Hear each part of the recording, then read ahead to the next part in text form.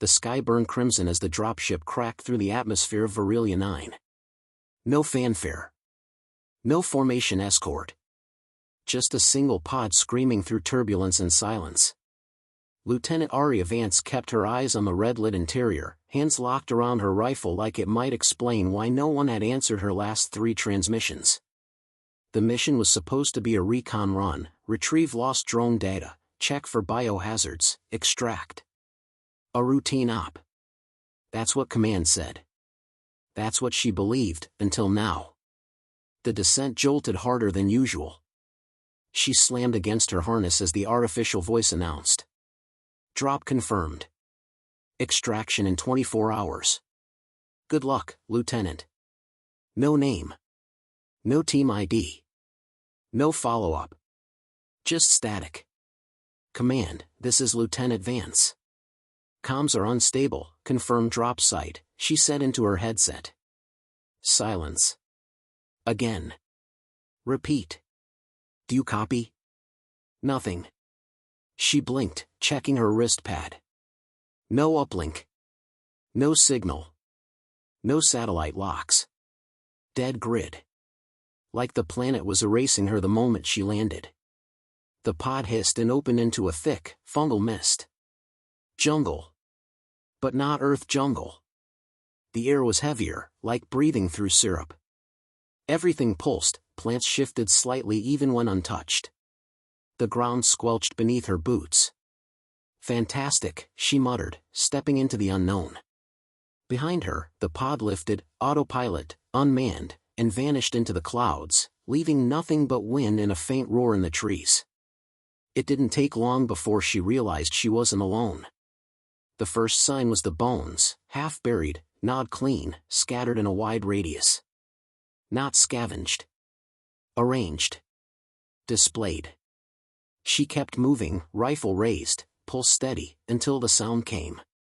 A voice. A human scream. Help! Somebody, please! It echoed through the trees. Male. Young. Desperate. Aria's instincts kicked in. She turned toward the sound, sprinting across root-riddled terrain, but something didn't feel right. No gunfire. No movement. Just that same voice again, identical, down to the trembling breath. Help! Somebody, please! She stopped cold. Too perfect. She dropped flat, scanning the canopy. Then she saw it, a long, black-limbed creature perched upside down, mouth open but unmoving, emitting sound like a recording. It had no eyes. Just pits where senses should be. The mimic beast turned slowly toward her. Nightmaw. She fired. 3 rounds. The thing dropped like stone, screeching as it landed, limbs flailing. She didn't wait. She ran. Fast. Branches tore at her uniform. Thorns cut through gloves. Her breath went shallow, lungs burning from the alien atmosphere. She didn't stop until she found shelter, a hollow tree, gnarled and dead. She crawled inside and kept her rifle aimed outward, waiting. The scream came again, fainter now. The same voice. Help! She shut her eyes. Not from fear. From rage. This wasn't a recon mission. This was a setup. When morning came, if it was morning, the twin suns bled hazy gold through violet mist. Aria emerged and assessed the damage. Rations, lost. Knife, broken. Sidearm, jammed. Comms, fried. She applied pressure tape to her arm where a branch had sliced deep. The blood had crusted green around the wound, whatever passed for oxidization on this planet. She walked for hours, following her compass out of habit, even though it pointed nowhere now. The terrain shifted constantly, trees that moved inches when unobserved, vines that retracted at footsteps. This place wasn't alive. It was life. Hostile, intelligent, ancient. She reached a ridge by nightfall. From there, she could see movement in the valley below. Herds. Packs. Shapes that shimmered when looked at directly. Predators. Some on 6 legs. Others with none.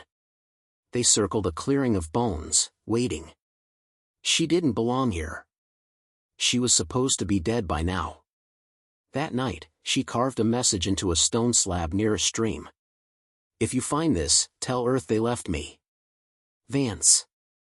Terran Recon. 2374. She stared at the words longer than she expected to. They didn't look like a death sentence. They looked like a challenge. You left me. I'm still breathing. She built a lean-to from thick leaves, weaving them tight between 2 rock walls.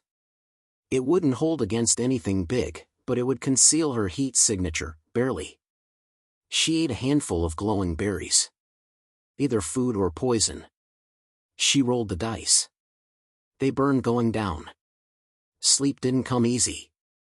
Every time her eyes shut, she saw the mimic's open mouth. Heard her own voice echoed in the darkness. Somewhere, deep in the jungle, something roared. Not a predator's roar. A claim. Something declaring territory. The apex. And now she was in its world. The next day, she climbed a massive root arch over a gully. Halfway across, it moved. Too late. She fell. Cracked her shoulder. Rolled.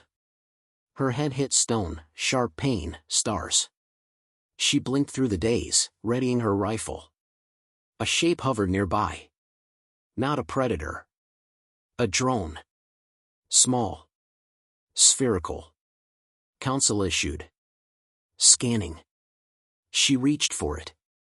It zipped back into the trees. Gone. But it saw her. They were still watching. Still making sure she stayed dead. Cowards, she hissed. This wasn't exile. This was entertainment. That night, she dug a trench, lined it with spikes from splintered branches, and set her makeshift lean-to further upwind. Let them come. She'd had enough of being prey. Her breath fogged in the humid air as she whispered to herself. They think they buried me. She looked down at her bandaged hand, shaking slightly, but steadying. They just planted me. Morning came without warning. Virilia 9 had no sunrises, just a slow transition from violet haze to boiling gold. Arya blinked through bloodshot eyes. Her trench trap lay undisturbed. The jungle, for once, was quiet. That scared her more than the screaming. She moved cautiously through the canopy line, avoiding open ground. Every branch was suspect. Every sound could be bait. By now, she accepted one truth: this planet didn't hunt with brute force, it hunted with deception. The mimic hadn't been an outlier. It had been a lesson. She followed the stream for hours. The water wasn't clean, but it moved fast, and fast meant oxygenated. She filtered it through activated charcoal she crafted from burned vinewood. The first sip made her retch, but her body needed it more than her pride. She kept walking. Just walk. 1 foot forward. Then another. No planning. No thinking. Then she saw it, half buried under a mass of collapsed roots. A structure. Human. Or once human. The plating was oxidized. Letters scorched off. But the silhouette was unmistakable, an observation outpost. Old. Forgotten. Probably predating the council treaties. She pried open the door with a snapped femur she found nearby. Fitting. Inside was darkness and dust. Terminals long dead. Power cores drained. But some things didn't die. She found a locker. Pried it open. Inside, a cracked scanner, a knife, and a hard drive sealed in vacuum plastic. Jackpot. The scanner flickered to life after 2 attempts. Partial map rendering. Terrain analysis.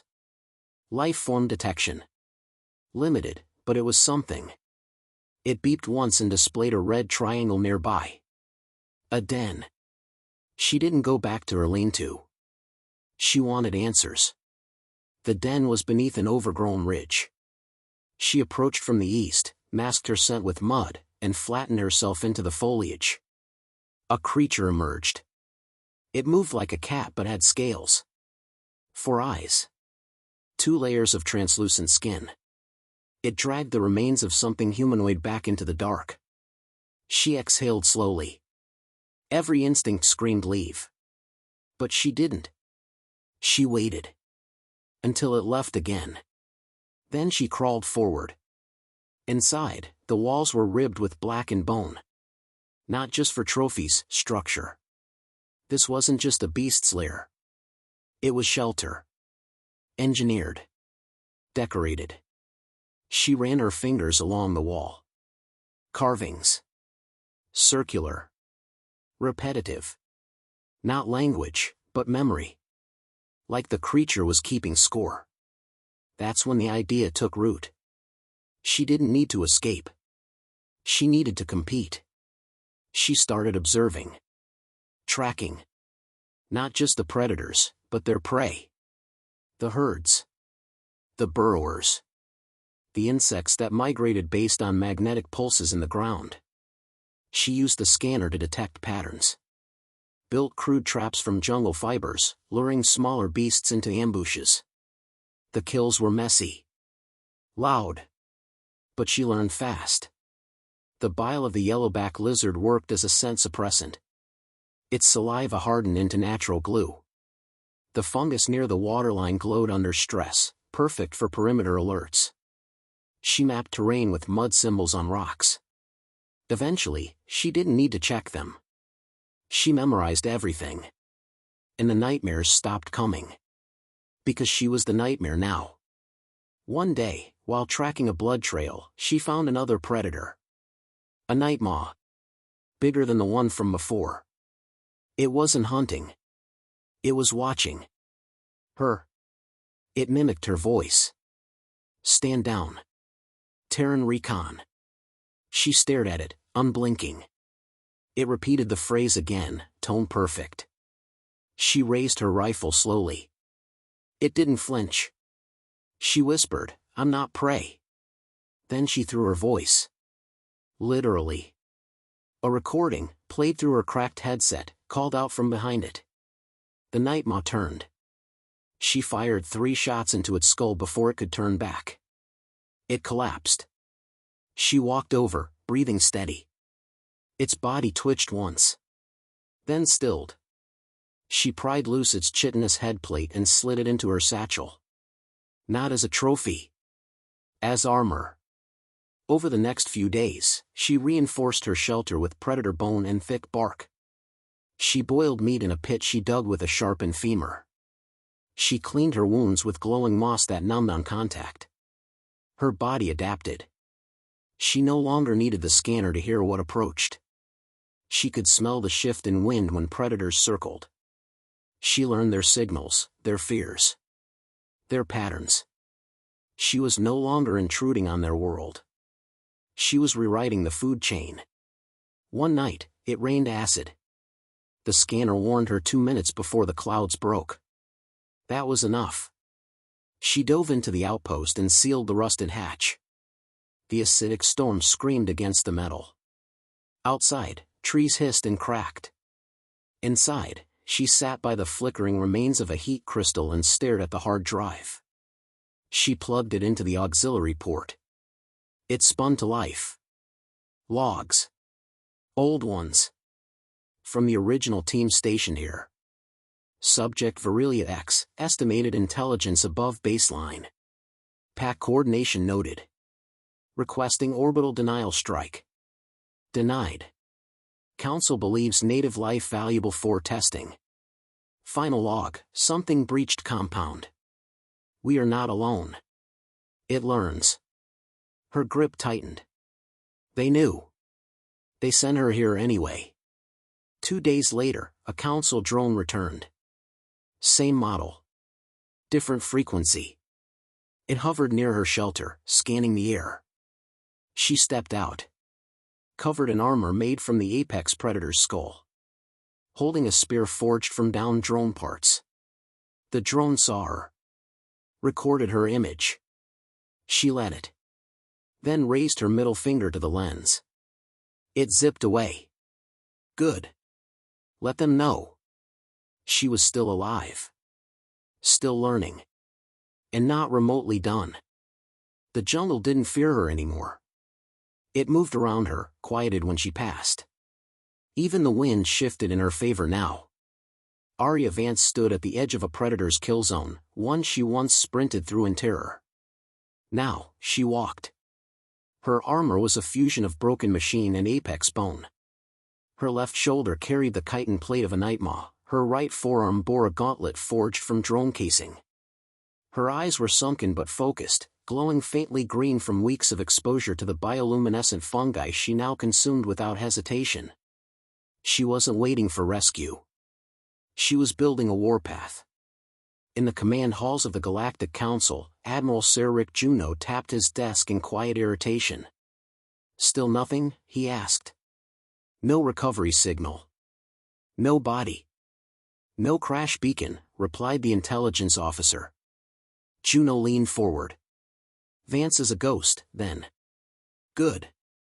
Let's keep it that way. But he lied to himself. Because deep down, he wasn't sure she was dead. And that terrified him.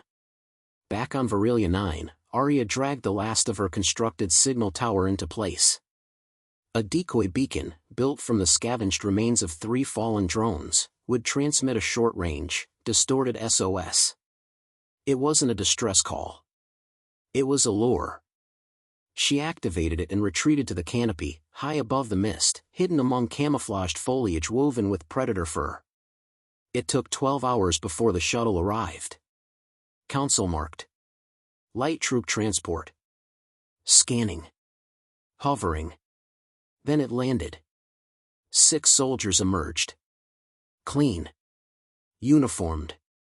Confident. They fanned out in formation, weapons raised, unaware that they were now the hunted. Arya's first strike was silent. The lead scout stepped on a soft patch near the perimeter, triggering a vine trap that yanked him upward and impaled him on sharpened bone spikes above. The others turned, shouting. We've got movement. Then came the fog. Artificial, released from the remains of a broken thermal vent she redirected earlier. Visibility dropped. One soldier panicked and opened fire. His rounds ricocheted off bone walls Arya had staged in the trees. Another dropped to a knee, only for the ground beneath him to collapse, a trapdoor pit filled with adhesive sap and spiked branches. 3 remained. Arya moved. Fast. She dropped from above, landing behind one, driving her spear through his lower back and pulling it sideways to silence the scream. Target confirmed, she's here, the last 2 shouted into their comms. She let them see her now. Stepped into view. Helmet off. Mud covered. Battle scarred. Alive. You're 2 days late, she said. They raised their rifles. Too slow. She lunged, using a recovered drone shield as a battering ram, crushing one against a tree. The last fired, missed, then turned to flee. She tackled him into the ground, tearing the rifle from his hands. Why me? She growled, pressing the blade of her spear to his throat. I don't know, he gasped. Orders. Juno said. She froze. He said the name. That was all she needed. She stood and left him breathing. Let him deliver the message. Hours later, she stood on the shuttle's ramp. Her reflection in the glass cockpit showed a version of herself that didn't exist before. Not a soldier. Not a survivor. Something more. She uploaded the logs from the outpost's drive into the shuttle's secure core. Audio, video, council authorizations, all proof of the abandonment, the experiments, the sanctioned betrayals. Then she recorded a message. 1 line. You trained me to survive. I did. Now you'll see what I've become. She set the course manually. Destination, Earth Council Station Zeta Prime. Then she launched. The ship cut through Virelia 9's atmosphere, leaving behind the Death World. Below, beasts roared and stalked, but none looked up. None challenged her departure. Because the apex predator wasn't staying. It was returning. In the command chamber, alarms rang. Juno stood as his aide rushed in. Unidentified shuttle approaching Zeta Prime. No transponder. Not responding to hails. Juno stepped closer to the display. Then the comms burst to life. Her voice. "This is Lieutenant Aria Vance, Terran Recon. Mark this as my formal return." Static followed. And then. "I am the result of your choices. You turned me into what you feared." Juno's face drained of color. "Initiate lockdown," he ordered. "She cannot be allowed to land." But it was too late. The hangar lights dimmed. The doors opened. And out stepped the woman they buried. Alive, evolved, and carrying the wrath of every name the Council erased. The hangar air was cold, metallic, and far too sterile for Aria's senses. After weeks in the living, breathing jungle of Virilia 9, everything here felt artificial, dead. She stepped forward slowly, her boots echoing against polished steel. Security teams waited. 6 guards, full gear, rifles raised. She stopped 10 paces short. "I'm unarmed," she said. It was a lie. The drone-forged blade was magnet-clipped to the back of her armor, hidden beneath her cloak of apex hide. Her eyes scanned the soldiers. None of them moved. None of them lowered their weapons. "Admiral Juno ordered us to detain you," one of them said. Aria tilted her head. "Then do it." They hesitated. She didn't flinch. From the control tower above, Juno watched through the glass. His fingers trembled slightly against the railing. He hadn't expected her to arrive alone, or alive. He activated the intercom. "Lieutenant Vance. Stand down and surrender." Aria's voice came calmly through the feed. "I did that once. You left me to die. You were declared MIA. By you." Silence. She took another step forward. The guards still didn't fire. She kept speaking, steady, calm, loud enough for the entire hangar to hear. "Did you tell them, Admiral, that you used soldiers like me to test bioweapon survivability on death worlds? That you called it strategic isolation?" "They wouldn't understand the stakes," Juno answered. "They don't have to. The data I pulled from Virilia's research node will explain everything." Juno's face twitched. "You wouldn't dare." "Oh," she said, smiling faintly. "I already did." In the command center, monitors began flashing. Data logs. Visuals of the mimic beasts mimicking human screams. Dead operatives laid out in alien nests. Council memos approving controlled losses. Every terminal, every screen. Leaked. Broadcast. Unstoppable. One of the guards in front of Aria lowered his weapon. Then another. Juno's voice snapped over the comms again. "Arrest her." No one moved. The oldest guard stepped aside. "Ma'am." "Go." She nodded once and walked through their ranks. She found Juno alone in the central tower, pouring himself a drink with a hand that refused to stop shaking. He didn't look at her. "You should have stayed dead. You should have chosen your monsters more carefully. You think this changes anything?" he hissed. "You think the Council will? They won't have to decide. The public already has. You'll be remembered for what you did." Juno turned, eyes blazing. "I protected order. You unleashed chaos. I adapted to your chaos," she said coldly. "And I learned how to beat it." He lunged at her with a concealed blade. She moved faster. Twisting, sidestepping, locking his arm, slamming him against the console. The blade clattered to the floor. "You don't deserve a quick end," she whispered. He spat blood, grinning. "You'll burn for this." "No," she said, standing over him. "You will."